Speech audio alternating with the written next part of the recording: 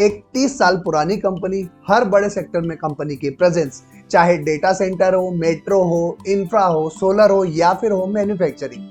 मतलब लॉजिकली तो ये आईपीओ मल्टी सेक्टर जाइंट लगना चाहिए और लिस्टिंग बम्पर होनी चाहिए। लेकिन यहाँ एक ट्विस्ट है, ग्रे मार्केट बिल्कुल ठंडा क्यों है? क्या सिर्फ मार्केट डाउन होने की वजह से, या फिर नंबर के अंदर कोई ऐसी चीज छुपी है जो लोग इग्नोर कर रहे हैं? क्या ये डाइवर्सिफिकेशन एक्चुअली स्ट्रेंथ है या फिर एक हिडन वीकनेस? आज हम डिटेल में एनालिसिस करेंगे और देखेंगे कि रियलिटी क्या है। आईपीओ रिव्यू शुरू करें उससे पहले अगर अभी तक आपने हमारा चैनल सब्सक्राइब नहीं किया तो जल्दी से चैनल सब्सक्राइब करके बेल आइकॉन प्रेस कर दीजिएगा और वीडियो को लाइक जरूर कर दीजिएगा।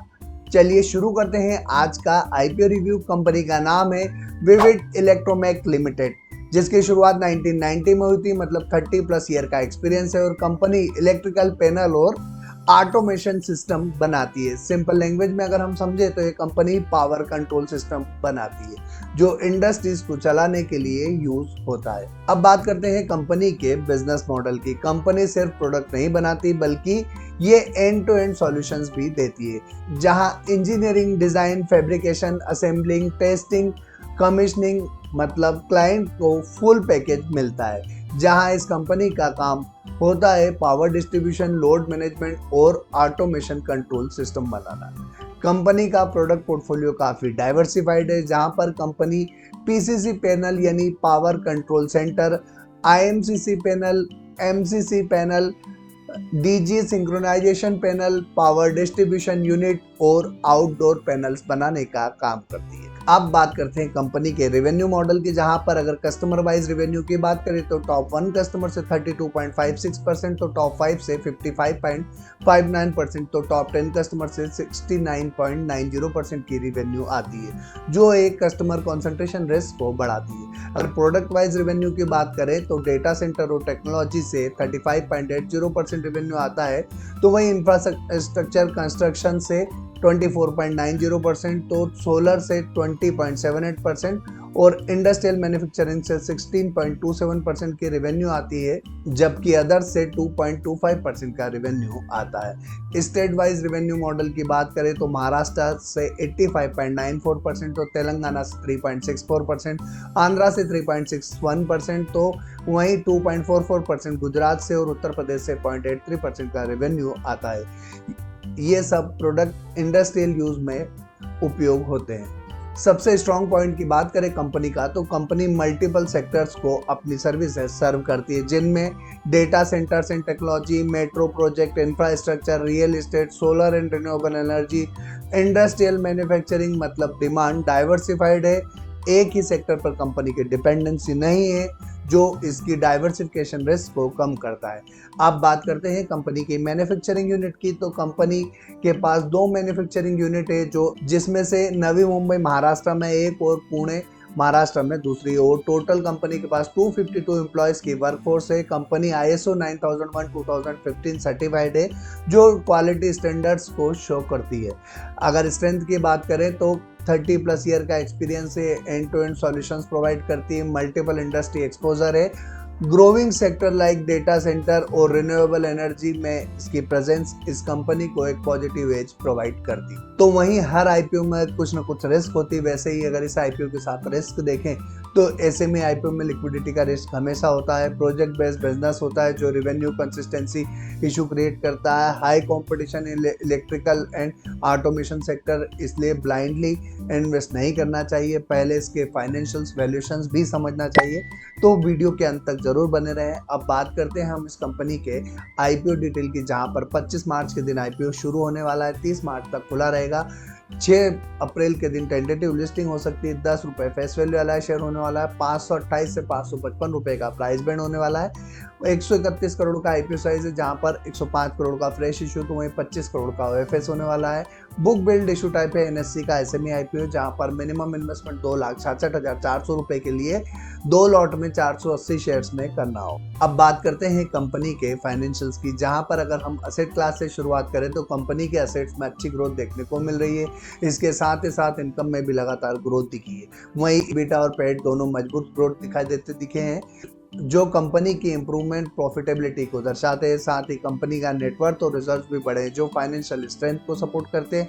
हालांकि इस दौरान कंपनी की बोरोइंग भी बढ़ी है, लेकिन डेब्ट अंडर कंट्रोल है जो ओवरऑल कंपनी की हेल्दी फाइनेंशियल पोजीशन की ओर इंडिकेट करता है। अब बात करते हैं कंपनी की वैल्यूएशंस की। कंपनी लगभग 493.27 करोड़ की वैल्यूएशंस पर अपना आईपीओ लेकर आ रही है, जहां पर अगर फाइनेंशियल रेशो पर नजर डालें तो आरओई आरओसी में थोड़ी गिरावट देखने को मिली है। डेब्ट टू इक्विटी रेशो थोड़ी इंक्रीज हुई है। हालांकि पॉजिटिव पॉइंट ये है कि कंपनी का पेट और इबिटा मार्जिन में इंप्रूवमेंट देखने को मिला है जो ऑपरेशनल इफिशिएंसी को दर्शाता है। इसके साथ ही साथ प्राइस टू बुक वैल्यू 10.50 का है जो इस कंपनी की प्रीमियम वैल्यूएशन को इंडिकेट करता है। वहीं ईपीएस बेहतर नजर आता है और पी रेशो एवरेज दिखाई देता है। कुल मिलाकर अगर देखा जाए तो आंकड़ों के आधार पर इस कंपनी की वैल्यूएशंस प्रीमियम साइड पर नजर आती है। अब एक बार जल्दी से इस कंपनी का इसके कॉम्पिटिटर के साथ कंपैरिजन देख लेते हैं। तो कंपैरिजन में विविड इलेक्ट्रोमेक सबसे स्ट्रॉन्ग लग रहा है, जहां high EPS, strong return on net worth और रिलायबल वैल्यूएशन। शिवालिक पावर सस्ती है बट रिटर्न वीक है और marine electricals clearly over valued दिखाई देता है।